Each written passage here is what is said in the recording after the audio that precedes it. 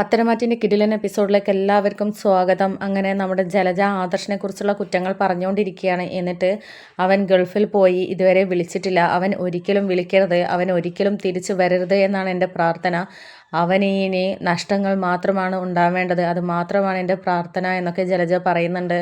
ഇത് കേട്ടുകൊണ്ടാണ് നമ്മുടെ ദേവയാനി അങ്ങോട്ട് വരുന്നത്. എന്നിട്ട് എൻ്റെ ആദർശിനെ കുറിച്ചാണല്ലോ ഇവർ സംസാരിക്കുന്നത്, എന്താ ഇവർ സംസാരിക്കുന്നത് എന്നൊക്കെ അറിയാനായിട്ട് ദേവയാനി അവിടെ നിൽക്കുകയാണ്. അപ്പോൾ ആ സമയത്ത് നവ്യ പറയുന്നുണ്ട്, ആദർശേട്ടൻ ഇനി തിരിച്ചു വരരുത്, ആദർശേട്ടനേക്കാളും മുകളിൽ അഭി എത്തണം. നമ്മുടെ മൂർത്തിസ് ജ്വല്ലറിയുടെ എതിർകക്ഷിയായിട്ട് നിൽക്കുന്ന AN ജ്വല്ലറിയിൽ പരസ്യം അഭിനയിക്കാനായിട്ട് എന്നെ വിളിച്ചിട്ടുണ്ട്. അതിനി ആര് തടഞ്ഞാലും ഞാൻ പോകും. എന്നിട്ട് എനിക്ക് ഇവിടുത്തെ ജ്വല്ലറിനേക്കാളും മേന്മയുള്ള ജ്വല്ലറിയാണ് അത് എന്നുള്ളതും തെളിയിക്കണം. പിന്നെ അബിക്ക് ഇവിടെയുള്ള ജ്വല്ലറിയിലല്ലേ ജോലി കൊടുക്കാത്തതും, ഇവരല്ലേ പുറത്താക്കിയതും.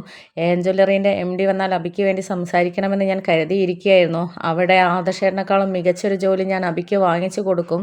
ഇവരെക്കാളും മുന്നിൽ നമുക്ക് എത്തണം എന്നൊക്കെ പറയുകയാണ്. അപ്പോൾ ആ സമയത്ത് ജലജയും പറയുന്നുണ്ട്, അതേ മോളെ, അതാണ് നടക്കേണ്ടത്. ഇവിടെയുള്ളവരൊക്കെ കുളം തോണ്ടണം, ആദർശം ഒരിക്കലും തിരിച്ചു വരികയും ചെയ്യരുത്, ആ നായനയ്ക്ക് കുഞ്ഞ് പിറക്കുകയും ചെയ്യരുത് എന്നൊക്കെ ഇങ്ങനെ പറയുകയാണ്. ഇത് കേട്ടുകൊണ്ട് ദേഷ്യം പിടിച്ചിട്ട് ദേവയാനി അവിടെ തന്നെ നിൽക്കുന്നുണ്ടായിരുന്നു. അങ്ങനെ ഇവർ സംസാരിച്ച് കഴിഞ്ഞതിന് ശേഷം ജലജ മുറിയിലോട്ട് പോകുന്നുണ്ട്.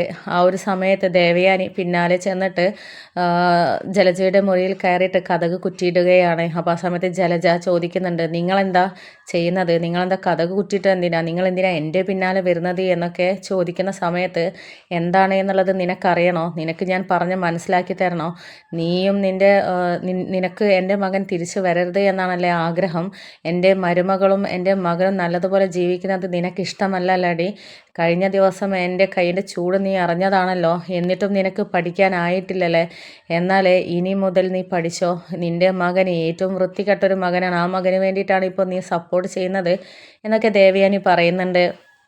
അപ്പോൾ ആ ഒരു സമയത്ത് ജലജ പറയുന്നുണ്ട്, എൻ്റെ മകന് ഒരു വൃത്തികെട്ടവരാണ്, അത് മുദ്ര കുത്താനാണല്ലോ നിങ്ങൾ ശ്രമിക്കുന്നത്, അതിനേക്കാളും വലിയൊരു വൃത്തികേടല്ലേ നിങ്ങളുടെ മകൻ കാണിച്ചു കൂട്ടിയത്, അതെന്താ നിങ്ങൾക്ക് പറയാനില്ലേ, എന്നിട്ട് നിങ്ങളുടെ മകനെ നന്നാക്കിയതിന് ശേഷം എൻ്റെ മകനെ നന്നാക്കാൻ മതി എന്ന് പറയുകയാണ് ജലജ. അപ്പോൾ ഇത് കേട്ടപ്പോൾ ദേവയാനി പറയുന്നുണ്ട്, എൻ്റെ മകൻ എന്ത് തെറ്റ് ചെയ്തു എന്നാണ് നിങ്ങൾ ഈ പറയുന്നത്, എൻ്റെ മകൻ തെറ്റ് ചെയ്തതല്ല, മറ്റുള്ളവരുടെ തെറ്റ്, അവരുടെ ജീവിതം തകരാതിരിക്കാൻ ഏറ്റെടുത്തതാണ്. കുറേ കാലമായി ഈ സത്യങ്ങൾ നിങ്ങളോട് ഞാൻ പറയരുത്, നിന്നെ അറിയിക്കരുത്, നിൻ്റെ മകൻ്റെ ജീവിതം തകരരുത് എന്നൊക്കെ ആഗ്രഹിച്ചിട്ടാണ് എൻ്റെ മകന് മറ്റുള്ളവരുടെ മുമ്പിൽ തല കുനിച്ച് നിൽക്കേണ്ട ആ ഒരു തെറ്റ് ഏറ്റെടുത്തത്. എൻ്റെ മകനൊരു തെറ്റും ചെയ്തിട്ടില്ല, നിനക്കറിയണോ, ചന്തുമോളുടെ അച്ഛൻ എൻ്റെ ആദർശല്ല, നിൻ്റെ അഭിയാണ് എന്ന് തുറന്ന് പറയുകയാണ്.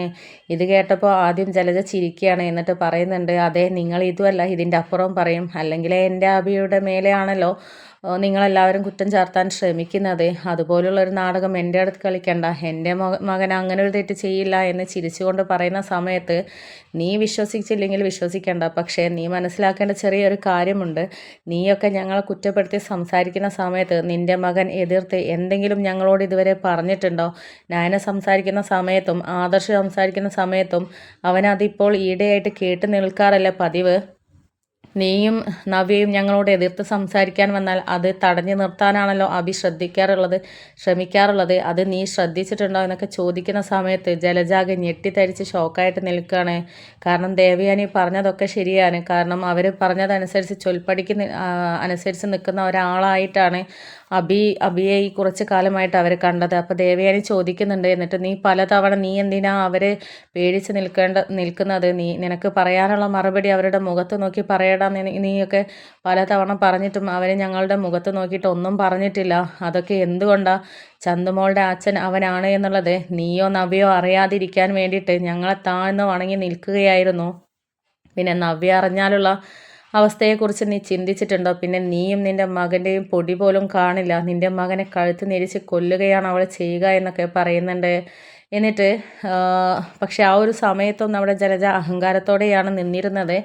അങ്ങനെ പിന്നീട് ഇതൊക്കെ പറഞ്ഞ് ദേവയാനി പോകാൻ നിൽക്കുന്ന സമയത്ത് ജലജ പറയുന്നുണ്ട്, ഇനി എന്നെ തല്ലിയാൽ ഞാൻ തിരിച്ച് തല്ലും, അത് മറ്റുള്ളവർ തെറ്റ് ചെയ്തതെന്നൊന്നും കേട്ട് നിൽക്കേണ്ട കാര്യമില്ല എന്നൊക്കെ പറയുന്ന സമയത്ത് ദേവയാനിക്ക് അങ്ങ് ദേഷ്യം കയറി വരികയാണ്. എന്നിട്ട് ചോദിക്കുന്നുണ്ട്, നിന്നെ തല്ലിയാൽ നീ തല്ലോടി എങ്കിൽ എന്നെ തല്ലടി എന്നൊക്കെ പറഞ്ഞിട്ട് ജലജയുടെ അടുത്ത് പോയിട്ട് മുഖത്ത് നല്ല രണ്ടെണ്ണം പൊട്ടിച്ചു കൊടുക്കുകയാണ്.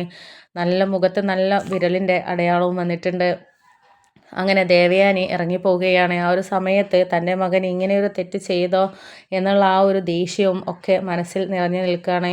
അങ്ങനെ പിന്നീട് അഭി വീട്ടിലേക്ക് വരുന്നുണ്ട്. വീട്ടിലേക്ക് വരുന്ന സമയത്ത് ദേവയാനി ചോദിക്കുന്നുണ്ട്, ആഹാ വന്നല്ലോ, എല്ലാ കാര്യവും ചെയ്ത് വെച്ചിട്ട് വന്നിട്ടുണ്ടല്ലേ, നിൻ്റെ അമ്മയോടും ഒക്കെ നവ്യയോടും ഒക്കെ ഞാൻ പറയണ്ട എന്ന് കരുതിയിട്ട് ഇത്രയും നാൾ കൊണ്ട് നടന്നതായിരുന്നു, ഇപ്പോൾ അവരായിട്ട് ഓരോ പ്രശ്നത്തിന് വരികയാ എന്നൊക്കെ ഇങ്ങനെ ഓരോന്ന് ചൂടായിട്ട് ദേവയാനി പറയുമ്പോൾ അമ്മായി എന്താ ഇവിടെ സംഭവിച്ചത് എന്നൊക്കെ ചോദിക്കുകയാണ്. അപ്പോൾ ആ സമയത്ത് ദേവയാനി പറയുന്നുണ്ട്, അത് നീ എൻ്റെ നാവിൽ നിന്നല്ല, നിൻ്റെ അമ്മയുടെ നാവിൽ നിന്നാണ് കേൾക്കേണ്ടത്, ചെല്ലാം അങ്ങോട്ട് മുറിയിലേക്ക് എന്നൊക്കെ പറഞ്ഞ് ചൂടാവുകയാണ് ദേവയാനി.